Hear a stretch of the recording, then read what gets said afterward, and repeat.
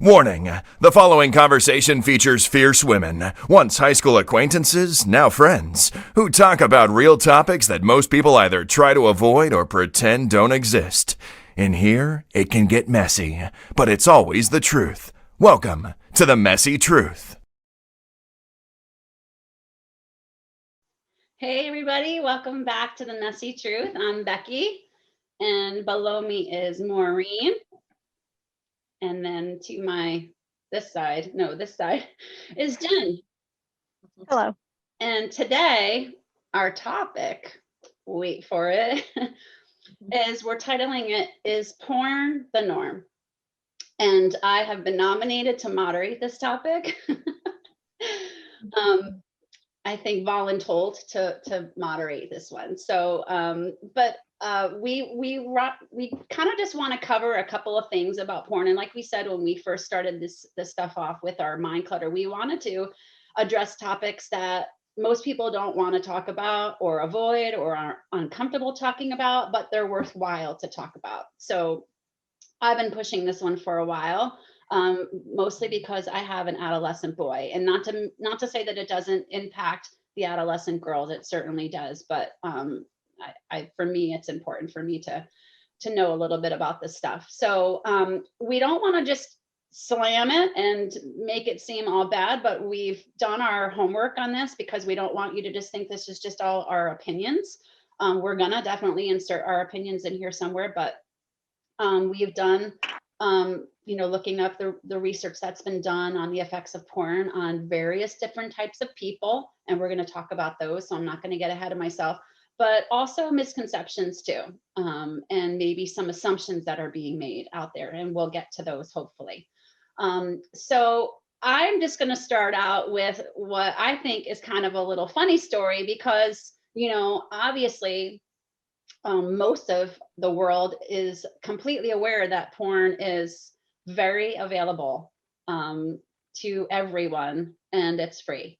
And you can get it on your computer, you can get it on your smartphone. I mean, you can get it everywhere. But when I was a kid in the 70s, it was not so readily available. You had to pay for it, and it came through your TV, cable, HBO, Showtime. I don't even know what it came through. Like maybe you had to buy like a pay-per-view. I really don't know. But I'm just going to share a story, and I'm going to I think girls, we should really try to be careful not to mention any names so we don't upset certain people. But I had a certain male family member, and I just think it's really funny. I just remember probably being like, 10, 11, 12.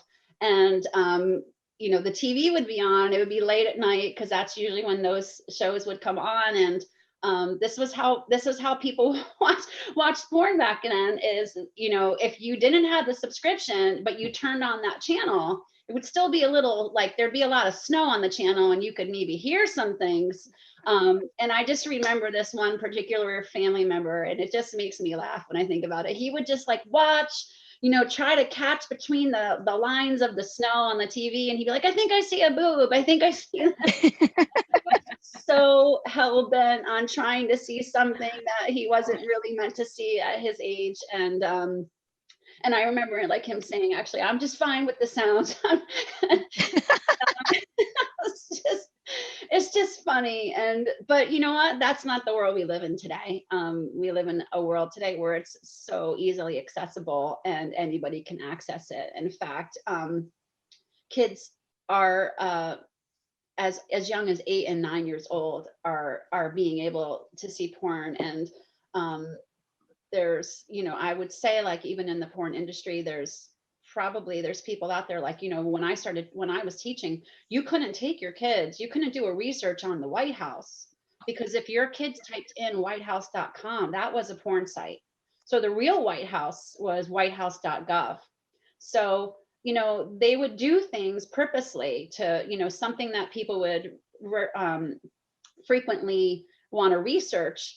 Porn sites would create a similar name to that with a different dot whatever at the end to kind of snag kids in and get them, because the earlier you can get them into watching it, the more likely they are to continue watching it. And that has to do with neuroplasticity of the brain, and we're going to talk about that too. So I think maybe we can just start off with talking about, let's start young, talking about the effects, whatever we've read, the effects of porn, watching it on the younger population. So I know I've done some stuff on that, and if you guys haven't, then let's move up, because I want to take a break from talking. Yeah, I do have a piece. So when you're done, I do have something. But really quick, Mhm. there's a reason why everyone used to call that cable channel back then Skinamax. Remember? Oh, really? I didn't know that. Yeah, Cinemax. So like when we were growing Oh. up, remember we had, I think the choices were HBO and Cinemax and Showtime Yeah. on the cable networks. And I remember over time, everyone started calling Cinemax Skinamax, because Oh they my were the ones that had the most like nudity laden movies or something. Yeah. So sorry about the sidebar. Funny. Okay. That's funny, Jen. I didn't know that. I don't remember that, but I find it funny now. Somebody else old like me is laughing. So What do you got, Maureen?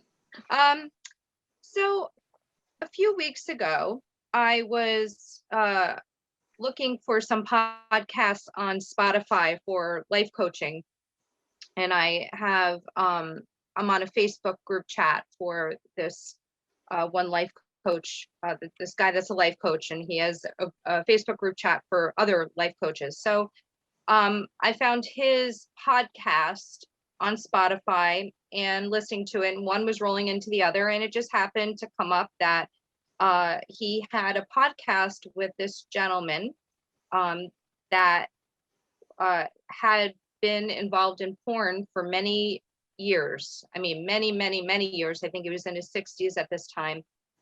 And I think this podcast just happened this past March. So he is 2 years. He put himself into a recovery program because his wife said, do or die. And so through his recovery program, he has now become a life coach for gentlemen who have porn addiction. And I found, and of course, I was intrigued, so I was listening to it. And I found it really interesting that his counselor has written a book. It's called Going Deeper: How Your Inner Child Impacts Sexual Addictions.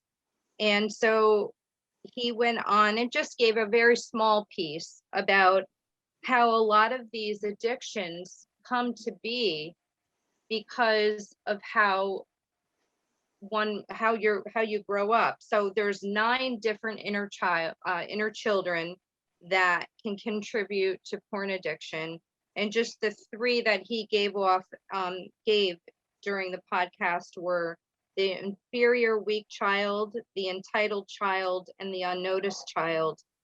And I guess we'll go with the unnoticed child. Like I guess he was saying, when any of these inner children are looking for some kind of validation, and they can't find it, and then they turn to addictions, and one of those addictions happens to be porn. So it really didn't go into much more of it than that. I just wanted to add that piece. That intrigued me I haven't had a chance to do it at this point, but that did intrigue me to actually want to read the book that this other gentleman had written. And I just find that very fascinating, that something like this kind of addiction, I never linked porn to being something that might be taking place when you're younger, as an inner child, like that. I never gave much thought to it. That's why. And so that's all. I just wanted to put that little piece in there. And let me see. No, I'll add that later on. That's it for now for me. Well, Jen, in our text, when we were texting about this conversation yesterday, Jen used the word, well, actually, you say neural pathways, right, Jen? Yeah. Yep. And that's really, I think, an important thing for people to understand, especially for the younger generation. And actually, it's really important when you're younger and really important when you're the older you get, not necessarily in those mid-range ages, like, 30, 40, 50. But for those of you who don't know about neuroplasticity, one of the articles that I read, and this can be found in Psychology Today, where they're kind of summing up a bunch of different research from different researchers on the topic of pornography and its effect on young people, adolescents in particular. They talk about that between the ages of 12 and 20, the human brain undergoes like a period of great neuroplasticity. And that means that the brain is just malleable during that phase to create new neural connections, new neural pathways. And that basically can leave you vulnerable to the influence of your surroundings, to kind of like wire your brain to be a certain way. And so the particular article that I'm looking at, it talked about when an adolescent boy is compulsively, and I think compulsively is an important word here. And I'm saying that for a reason, because I'm setting that up for something I want to say later on. But when someone is watching porn compulsively and viewing it, their brain chemistry can become shaped around the attitudes and the situations that they're seeing, that they're watching. And because most of porn paints like this unrealistic picture of sexuality and relationships, that can create an expectation on that boy, that adolescent boy or the adolescent girl. But the article I was reading was specific to adolescent boys, for real life experiences that are never going to be fulfilled. And so, I think of my son, he's going to be 15, and I've had this conversation with him, and it was a little uncomfortable at first. And we were driving over, we had like a 45-minute drive over to West Point, and I was like, I'm going to take this opportunity. He's stuck in the car with me. He can't go anywhere. He can't run away from me. And I just said, hey, I want to talk to you about porn. I'm not going to be stupid enough to think that you're not watching it or you haven't seen it. Because one of the other things, I'm going to see if I can find it real quick. One of the articles I saw showed a picture. Oh crap, where is it? Oh, here it is. Showed a picture of, 9 and 10 boys and 6 and 10 girls will be exposed to pornography before they're 18 years old. I would really like to know how many of them are being exposed by the age of 14, because I think it's way younger today. And this was an article from 2020. It was just put out. And I'm sorry, and that was not a play on words there, but it was just released recently. But so 9 and 10 boys, your boys have a 90% chance of being exposed to porn before 18. I think it's probably a lot younger than that. But I had this conversation with him and I said, like, I'm not going to be one of those parents that's the mistakes I made with my older child, I'm just hell bent on not making those with my younger one. And I'm not saying like there were any mistakes with my older involved with porn. So I don't want to like put that out there for the world to think, because that wasn't the case. But I talked to him and I'm like, if you're watching it, and I'm pretty sure you have seen something, I'm not saying you're watching it on a regular basis, but I can't really control what you see on your phone, and it's so readily accessible. But I want you to realize that whatever you're watching is not really what real sex is like between a couple that is in a relationship, a committed relationship. And it doesn't mean that a couple in a committed relationship can't be doing some of the things you might be seeing. That's true. But if you think that's all there is, then you're going to be seriously disappointed the first time you have sex, because it's not going to be like that.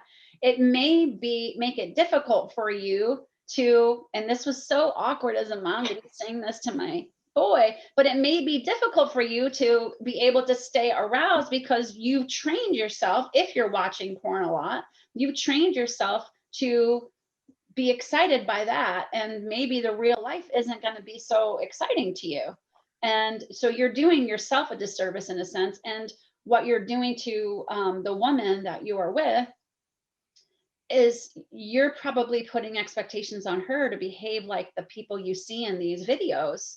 And And there, I wish I tried to find this article, because months ago I found this article about how porn affects young teenage girls, and I'll still try to look for it, but basically the article was just saying just this very thing, that the boys, because they're watching it, have this expectation of the girls to behave in a certain way, and the girls they're just, they're them having sex for the first time, and they're not sure that they should be doing this, and they feel like they should be behaving a way a porn star behaves when they're just figuring this stuff all out. And then that makes the girls, in order to maintain the attention of the boy, that probably makes the girls feel like, I have to do this to keep this boy in my life. And all around, it just, I think it has the potential to create some really unhealthy stuff in a relationship. So I'm going to just stop there a little bit, see what you guys, any of your reactions from that particular aspect of the neuroplasticity, and how it sets up expectations. Yeah, I'm just gonna say one quick thing, Jen, and then I'm gonna turn it over to you. When you were talking about young boys being exposed to it, my nephew is 6, and I've heard that the older boys that he is hanging out with are all looking at things that they shouldn't be looking at. And I'm assuming it's on the phone, because they all have them. And so he, at 6, is being exposed to things. That is just so frightening and sickening to my stomach. And yeah, there's not much more. I don't want to drag that one out.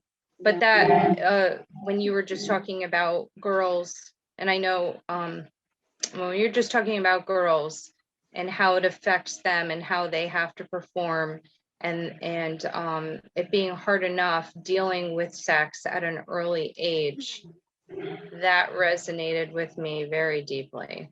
So that's probably a whole nother topic at another time. But I heard you loud and clear with that. Yeah. Okay, Jen, I'm done. It's okay. I didn't look too much into the whole, like, effects on, teen brains and kids and all that sort of thing. But I will tell you, as the mom of girls, you can't tell me that this isn't affecting boys, because my daughters have gotten, and I don't know about your daughters, gotten texts, hey, show me your blank. Yes. Oh yeah. Yes. Oh, And I'm yeah. like horrified. Yes. But where else? So I'm thinking, okay, so either these idiots are actually like throwing a line out to other girls, and some poor soul girl who has, no self-esteem and no self-respect, or whatever the case, maybe she's actually doing it, and he thinks, oh, if I send out another line over here, she'll do it too. But it's that access, that free access to it all the time. And I'll take this into a slightly different direction, but parents, if they don't have something set up in their house, for viewing safe material, they've lost, like, in my opinion, then I can't say all hope is lost, but good luck now trying to implement that in your family. Like, there's always a day to start something new and hit the reset button. That's Right. important for everything. But I mean, that horse has left the barn if people have not gotten on internet security in their homes a long time ago. Because while you can have your own little bubble, and make sure that, and it's not just about, limiting access to all this stuff. It's about talking about it as well on a somewhat regular basis, or at least once in a while, as uncomfortable as may be. They're going to leave the house. They're going to be at someone else's house where there's going to be no internet security. They'll be out in public on public Wi-Fi, anywhere else they can get their hands on it. Yeah. And as nice as some of these kids may seem, you don't know what's going on behind closed doors. You don't know what they're looking at, what they're watching. So, and it's not like you can trust them. They're kids, and they're going to do what they can possibly get away with until they're caught. Right. Yeah. Yeah. So it's funny because just real quick, when I went and, like, I don't do Google, I do DuckDuckGo. DuckDuckGo'd the whole like porn thing, but even if you do it on Google, this subject matter is like immense. It's very overwhelming. There's so much on it, Mm. you know, from effects on brain, effects on relationships, yada, yada. But just the fact that, you know, these young kids are asking girls to show them body parts, that's definitely an effect. So as a mom of a boy, I just want to say, now my son has never told me this, but I know moms of other boys who this has happened to them. One of my closest friends, she has three boys. Girls would volunteer and send that stuff out. I'm not surprised. Yeah. Yeah. Mm-hmm. Yeah. And we're talking starting in like 7th grade, Yeah. Yeah. you know? Oh yes, I came across some of that Yeah. 7th grade time. Yeah. Scary stuff. And actually, I just kind of feel like maybe because middle school is the age when The kids worst. they're the Yes. worst. The kids are trying to like, worst. prove themselves. I remember this was like 10 years ago at least. A teacher friend of mine, she worked in the Washingtonville school district. She would tell me, she taught at the middle school there, and she would tell me that she would hear talk of these, oh no, I'm sorry, but this is just what was happening 10 years ago. So this was happening 10 years ago. You can only imagine what's happening now. She would hear talk amongst the middle school girls about rainbow parties on the bus. Do you guys know what a rainbow party is? No. So a rainbow party is you would maybe get a handful of girls with a different color lipstick. Oh my gosh. They would perform oral sex on a boy on the bus, the back seat of the bus. So there was different color lipsticks. So that's a rainbow party, and girls were doing that 10 years ago in 7th grade. Oh my gosh. Yeah. I was It shocked. sucks. I was just like, I actually feel dizzy right now. I'm not kidding you. I'm like, yeah. I feel like, Yep. oh my gosh. So, well, continuing on, so we can move off the teens, you know, the younger people, and move on, because I know that you guys have done some stuff on other research on other things, but I do want to talk about like that while pornography can be like arousing for an adolescent, specifically an adolescent boy to watch, and a girl. Let's not, you know, not, I'm just saying boys because this was a particular article. It's also can be intimidating to them, and here's why. This is what the article said. It said, it's important to know that the average size of a man's erect penis is 5.8 inches long. But in porn, the average size that you'll see is 8 inches long. And so also 85% of female porn stars have breast implants, and 100% of those pictures have been enhanced. And this was an article that was done in Men's Health years ago. And so we've talked about the enhancing of the pictures and what that does to people, how that makes people feel like when they look at themselves for real in the mirror, how they're very unsatisfied. So you can imagine what porn, a boy who's average size is thinking about himself when he sees a star, and he's like, oh, I don't measure up. And then these young girls who are watching these, you know, female porn stars, with, you know, with enhanced boobs and, you know, tummy tucks and laser treatments and all of that, they're just never gonna, it starts to create this like body shaming. And so that was one thing. And the other thing was that it showed that there were effects on their views of relationships. And so because pornography doesn't show the relational aspect, it's just showing the sex act, whatever that is. And so it starts to create this idea in their heads where relationships really mean nothing. And it's about your immediate sexual gratification means everything. Yeah. And I personally would like to say, because I've seen it, I've seen what's out there on the free porn sites.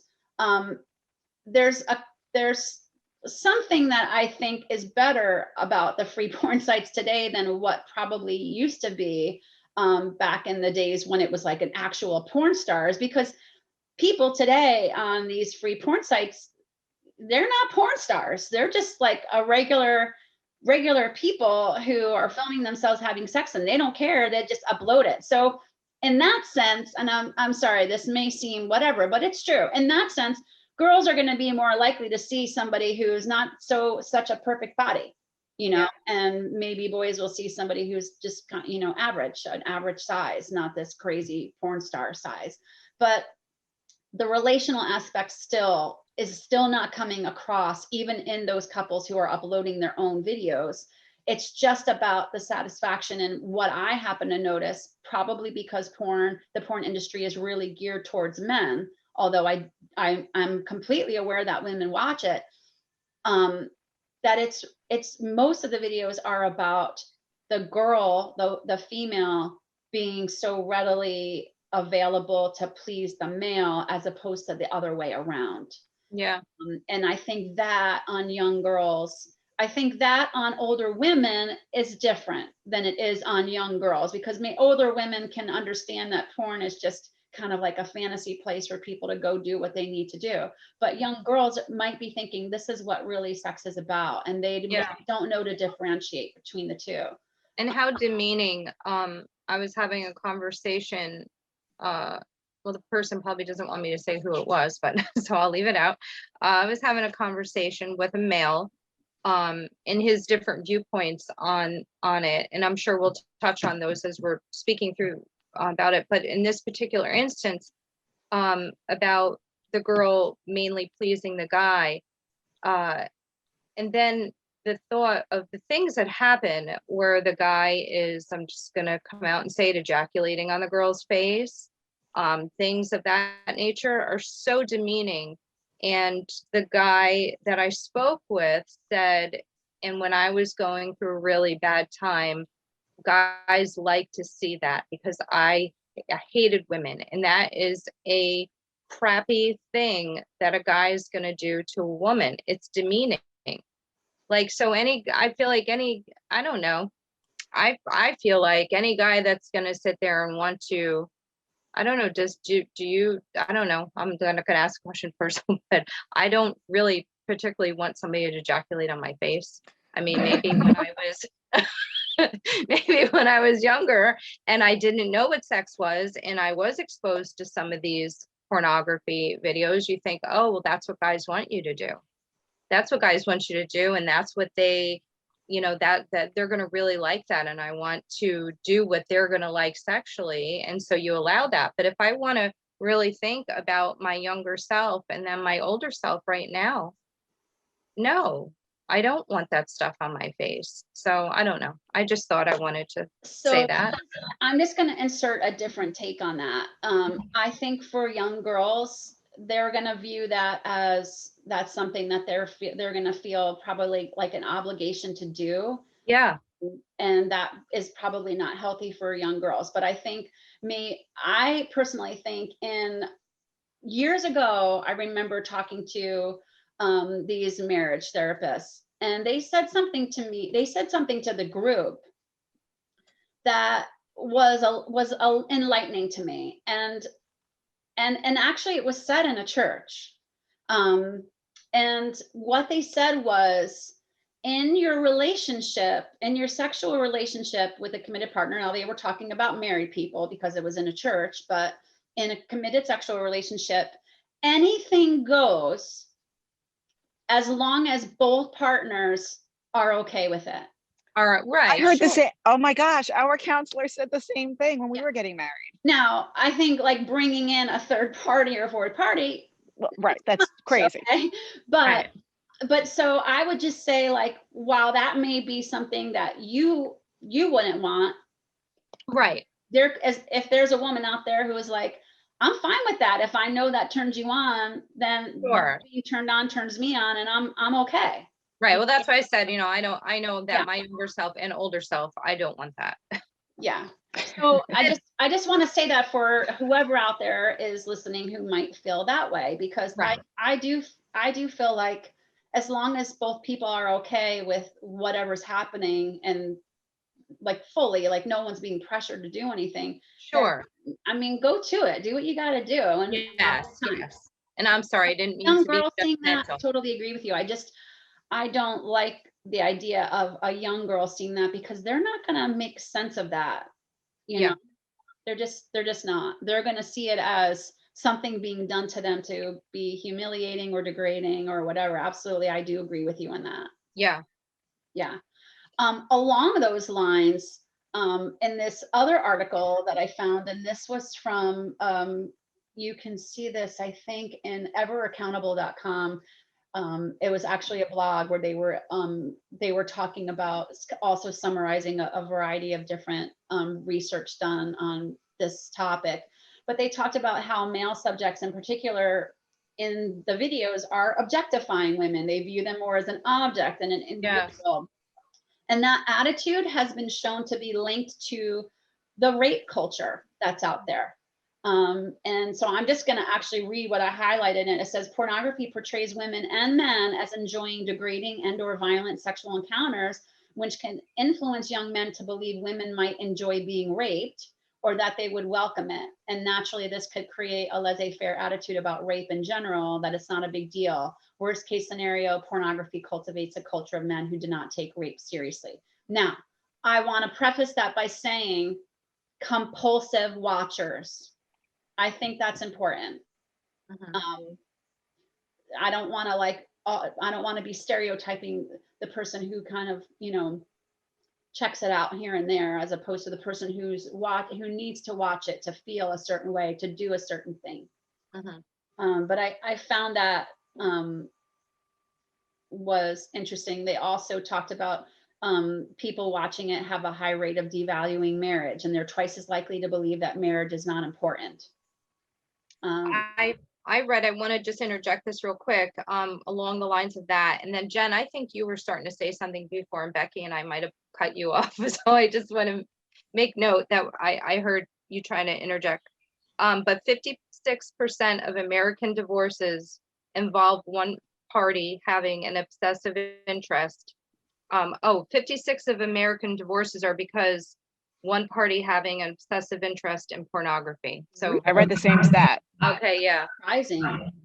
I'm really surprised by that. Yeah, I was too. Jen, what were you going to say before? I don't remember, but Oh God, I'm sorry. I mean, it doesn't matter, or it's all connected. But so I looked at various aspects of it, including effects on the brain.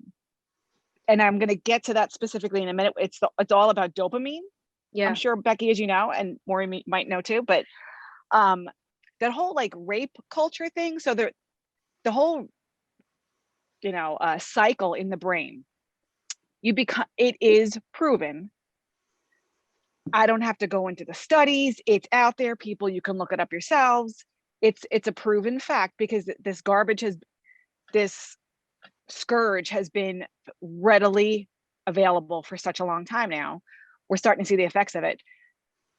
The people who are become addicted to it, they become desensitized to it over time. Yeah. So when you're watching it for the first time, you get that rush of dopamine.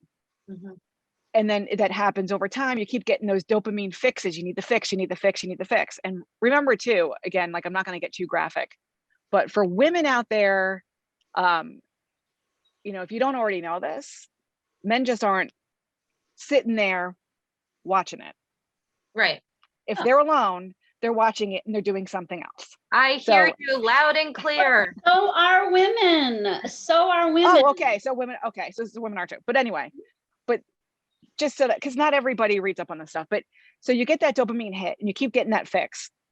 And over time, if it goes unchecked and it's not, the person's not utilizing any kind of self-control whatsoever, it does go into that addiction category and desensitizes, because over time, in order to get that fix, and again, you can look it up. I've saw numerous studies on this. The brain needs something to shock it, to make it interesting again. Yeah. Whether it's disgust, whether it's shock, whatever it's going to be, they go down that path to get that fix. Even if it's not, like I said, even if it's something they're like, oh my gosh, it's disgusting, they're still kind of like, it fed that dopamine fix. Yeah. So it's a very dangerous thing. And I think that's what is impacting that whole, for those people, some people, rape culture kind of thing. Yeah. I think that has to come into play with the dopamine. I have all these other things I can get into, but apart from it being such a widespread problem for a lot of people, we're talking about people who are actually admitting to it. Yeah. So whenever you see a study, oh, like 40, like I saw one stat that said 40 million people view porn regularly. That's just those who are admitting it. And Right. the thing is, there is a reason why there's shame behind it. Because at the end of the day, these are intimate acts. These are parts of the body that, while we shouldn't be ashamed of, they were created for a purpose, for a beautiful purpose. Knowing that deep down, we're like, to watch other people doing that, or there is some kind of level of that's supposed to be private. Yeah. Like that's something between two other people or one other person that is supposed to be I'm taking, religion out of this altogether, just looking at from, that point of view. And the problem is that, when you're getting into those obsessive kinds of things where it's going on and on, it's going to impact not just that person, but everyone else around that person. So therefore, let's look at, marriages real quick or whatever, or even just a relationship where people are dating. If one person is doing it, and it is generally men, the majority of it, not all, but generally men. If a woman, I feel like there's almost 3 sets of like takes on this. There's like the woman who thinks, oh my gosh, like this is a form of betrayal. Like I feel like you're cheating on me. How am I not good enough? Right. Like I can't compete with that. Right. Like how am I not, like why aren't I good enough that you're going to that? Right. There's that whole mindset. Then I think there's well, we're all looking at it. What's really the big deal? It's not that big a deal. It's only once in a while. And then I feel like there's that other mindset where if you can't beat them, join them. So I'm going to create my fans only, is that what it's called? Or OnlyFans page, OnlyFans page, and do this like at home kind of, merchandising of oneself, I guess you can call it. I don't know, but, and making all kinds of bank. Because at the end of the day, this is a huge freaking moneymaker on something, on sex. But it goes back to Playboy magazine. It goes back to Skinamax, because it's all about money and using young adults to do it. Because I think the average age of women who get involved in the, sex work is, I think, like 18 to 22. Their brains are still developing. And call me crazy, may not be all of them. I don't care how gorgeous a girl may be and how amazing her body may be. She's still gonna have insecurities. Oh, yeah. And having to one up every time she does something like that. Oh, and I got, how many likes on this, on this particular thing that I did on camera. And, I'm getting $5 a month for this, fan page. I mean, it's all about money. Right. And these domain sites. I mean, it's just, and then there's that whole other, added issue of the sex trafficking that's going on. I mean, it's horrendous. And, you also have to wonder, do men realize that there are going to be places where they're going to look, these young people, they're underage, they're under 18. It happens. I mean, and that's completely illegal. Because, and if you look at it with teenagers, if a kid, if somebody has, pictures of another girl and he's passing it around, or vice versa, a girl has a picture of a guy, they can be arrested for, possession of child pornography. So just because someone's hiding behind a screen and looking at this garbage all day, they're turning a blind eye to certain realities, one of which is some of these, young women, or even maybe men, they're young. Now, this is totally different than child pornography that's like out there in that whole dark culture. Yeah. Not that this isn't dark to a degree, but going back on what I was saying, I think there is that an attitude of, well, I can't beat them, so join them, and those are to me, some of the women who might be like, yeah, I'll go to the strip club with my husband or with my boyfriend, that sort of thing. And I'm like, Yeah. I'll just leave it at that. I want to interject two things. I want to go back to the idea of the shocking the brain that whole section you were talking about there, because years ago, this was a documentary. This was before Netflix. This was a documentary on serial killers, like maybe on Dateline or something like that. And they found this, that it wasn't meant to be anything related to porn, but what they found along this documentary of these serial killers is that every single one of them had an addiction, a compulsive addiction to watch porn. And I think I'm going to keep saying compulsive, because I think there's a difference between the person who's watching porn compulsively and the person who is not. That doesn't mean that it doesn't impact them in a particular way, but there's a big difference when it's a compulsive thing, because when it's a compulsive thing, like you said, Jen, your brain gets used to this, and then your brain needs to bump it up a little bit to be able to finish the job, so to speak. And so these serial killers, they were serial killers who only killed women. They all had this porn addiction, and it started here when they were very young, 9, 10. Then they had to move it up a little bit, more extreme, until they were like watching snuff films, and they weren't able to get off until they could watch a snuff film. And then that eventually turned into, I can't do this unless I actually go out and act on my, desires. And then now, I am not saying porn causes, serial killers, because I think there's a certain thing that's going on in their brains before they even start that kind of predisposes them to that sort of behavior. So I want to be careful not to be blaming that sort of thing on porn, but it's definitely true. And so kids, actually, I don't want to just say kids, everybody, if you're just getting used to watching this, that's just only going to do it for you for so long, and then you're going to need to bump it up. So I think that is an important aspect to bring up. And the other thing I wanted to say about women who feel betrayed, I get that. I used to feel that way when I was younger. Actually, really, I used to feel that way most of my life, and I've started to think about it differently, only because of conversations I've had where, women, they find out their partner or their husband or whoever is watching porn, they automatically feel like, you betrayed me. That's, I think the women are making the assumption, and we've talked about this before when we were planning, women are generally making the assumption, for the casual viewer or the infrequent viewer, are making the assumption that, well, when my partner is watching porn, he's wishing he was having sex with that person. When in actuality, that's not really the case for most people. For most people, it's the idea of somebody being willing to just be all out just to please them. And so I think, like, within committed relationships, if women could capitalize on that and be like,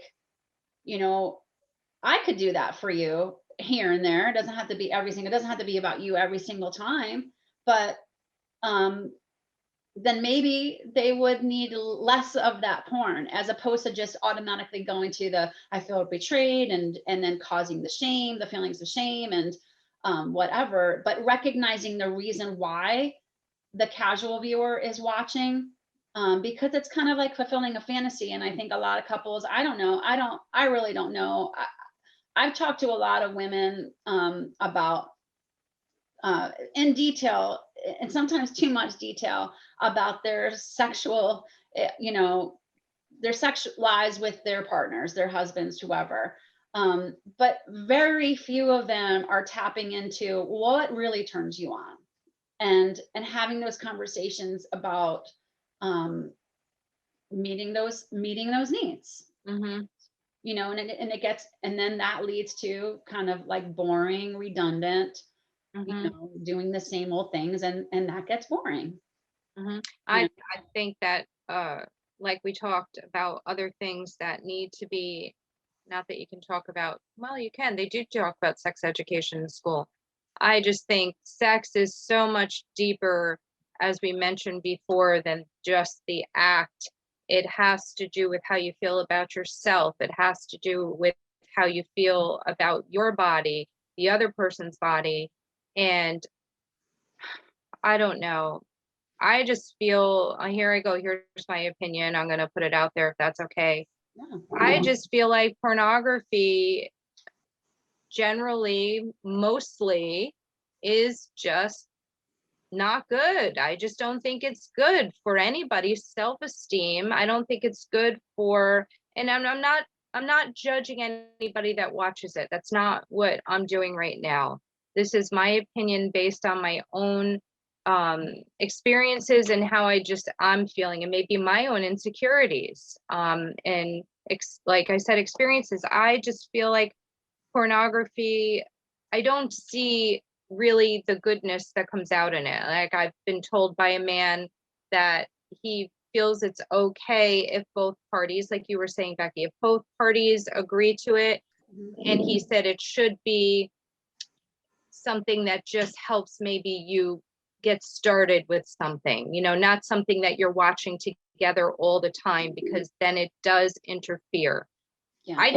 I don't know. To me, I don't even feel that way, because like Jen, I think it was something you said, and I would feel like, okay, now I have to act like her, or I have to do what she's doing. And maybe I'm not comfortable doing what she's doing, or I'm not doing it as good enough. And is he thinking that if I'm doing it good enough as she did it, I don't want to watch what she's doing. I don't know. Like, the whole thing really bothers me a lot.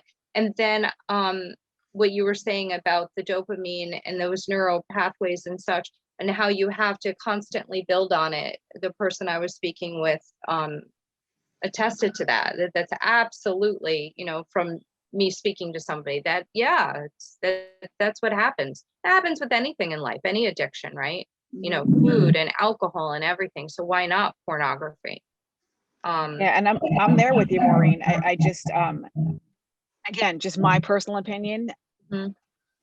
I abhor it.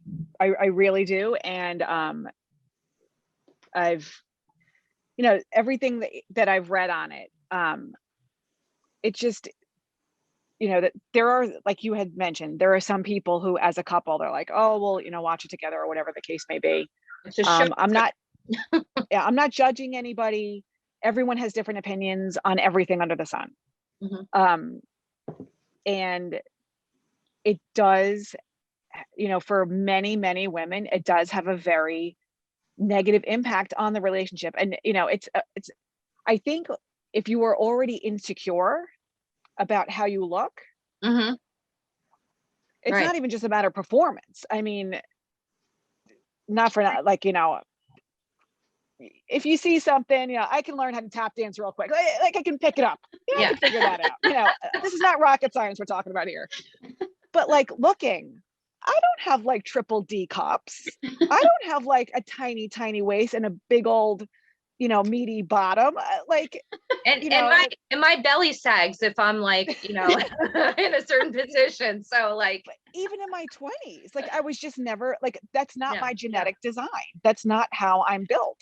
right. And that feeds into that insecurity. Yeah. And not only that, and like Becky had mentioned before with guys and, their parts and stuff like that, and they're not as big.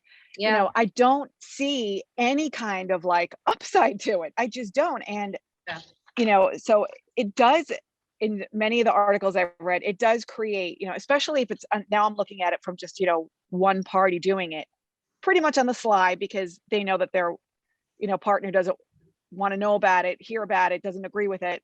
Yeah. It does create a lack of intimacy over time. When you have a lack of intimacy, then you can't fully be comfortable. Yeah. And Yeah. open and honest. Yes. And that once you have any kind of breach in a relationship, it's going to bleed into everything else over time. It's not, you can't, it's like trying to put, a thing in the dam. Yeah. It's not going to work. Over time, it's going to come out into something else. Yeah. But even on, what was it? I think it was like Wikipedia or something, because I was trying to find things that weren't just, based on, I read a lot of stuff by Josh McDowell. He's a great Christian author. And I was just trying to, because I know that not everyone who, listens or watches, they're of that same mindset. So, but under Wikipedia, which is pretty generic, The research on the relationship between porn use and relationship satisfaction is vast and mixed. While some believe it leads people to become less satisfied, others say it has the opposite effect. Most of the current research is correlational, that there's not a cause, but there is a connection. But one major trend is the rate of divorce. Couples who consume pornography are nearly twice as likely to divorce than couples who do not, with the rate rising from 5 to 11%. Okay. Can I just interject something right here? Because oh yeah, sure. This goes along with that. This is a little bit of a counter to that.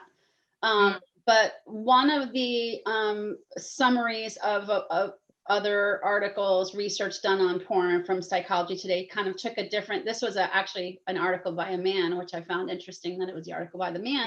Yeah. But he said, it should be noted that higher porn use in couples, or one party of the couple, often follows the problems in a couple's life, comes after those problems are there, rather than causing the problems. Okay. And I think that's important to note, because and not to say that this is about like the woman keeping the man satisfied, but in a sense it kind of is, like it kind of is. And if things were fresh and new and exciting, and you were tapping into what you're like being willing to having those conversations with your partner about what they want, what they like, what they want to try, and maybe being willing to try that might make them less likely to turn to porn. And so I just thought it was interesting that he said that the research was showing that porn is more likely to be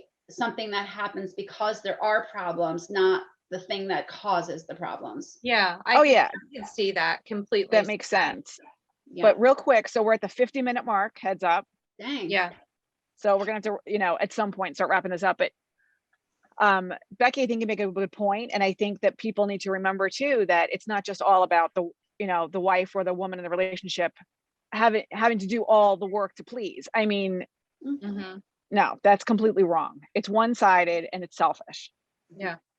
It has to come from both sides, willing to like go the extra step, go the extra mile in pleasing the person, making that person happy. Not that it's that person's job to make the other person happy, but you want them to be happy. And, we should do it. We got to do an episode on people pleasing. With sex? People pleasing, no, just in general.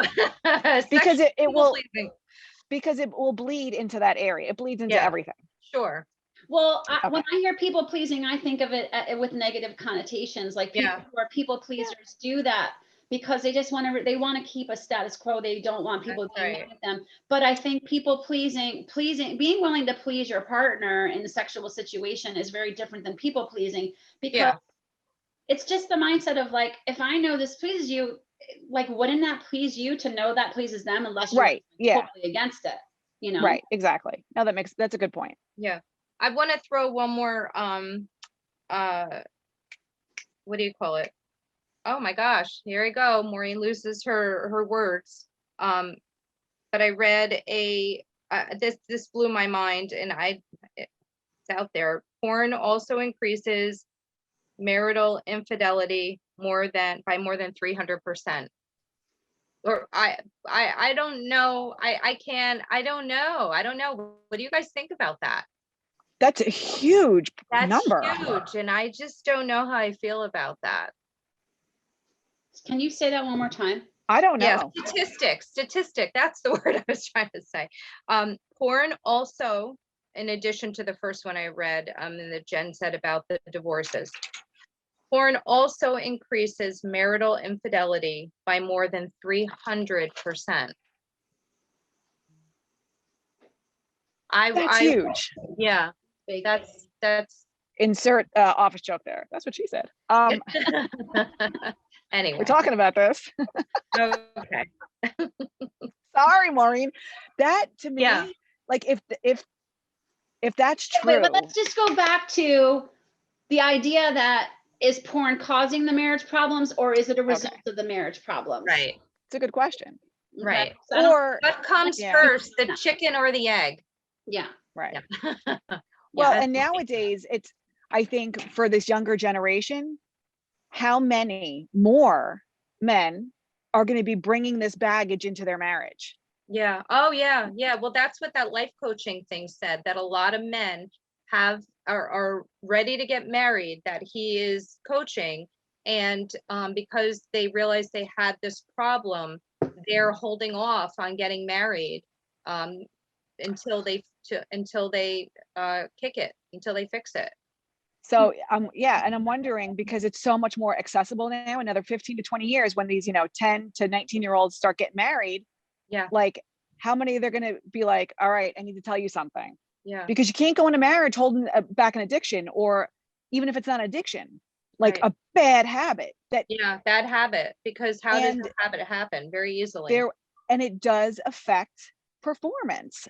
I totally forgot about this. I read, I don't remember, something a while back where men who, view it very, very often, I don't know degree wise, but very, very often, it affects their performance in the bedroom. And therefore, there are a lot more younger guys now on ED medicine than ever before Wow. because of this problem of pornography. Yeah. That's a big problem. Yeah, it is. Okay, well, I'm just going to throw in there that I read an article that said that porn is not responsible for erectile dysfunction, and we don't have time to pull it up. But okay, you got me on that one. You can find research on that says whatever you want it to say. I mean, that's really, true. you can do that all the time, but right. I think it's just thinking things through. And I wish I had the time to pull it up, but I think we're probably down to 3 minutes, so we are wrap it up. But I think this was a good discussion. I'm wondering if our topic title is going to have more men wanting to see what we have to say about this topic than women this time, but probably women will click on it too. But we're definitely interested in hearing what you have to say. And we know this is a sensitive topic because I reached out to a bunch of people yesterday. I'm like, are you willing to come on and talk about this? Everybody was like, no. Yeah, I asked my husband. Well, hide your voice. Nope. So, but that's what we want to talk about, because this is a relevant topic, and especially as it relates to our teens. I think more so as it relates to our young people than it does to the older generation, because we can figure that out and have these adult-like conversations when teens really can't. And I'm talking fast so we don't get cut off because we can only record for an hour. But thanks, girls, for your background work on what you found, and really interesting information. We may need to have a follow-up on this because there's so much more I know we didn't tap into the effects of the people who are actually involved in the porn industry. I think that's a whole other topic, but hopefully it kind of stirred some thoughts with whoever's listening. And thanks for spending the time with us, and we'll see you next time here at The Messy Truth. Thanks. See everybody. Bye.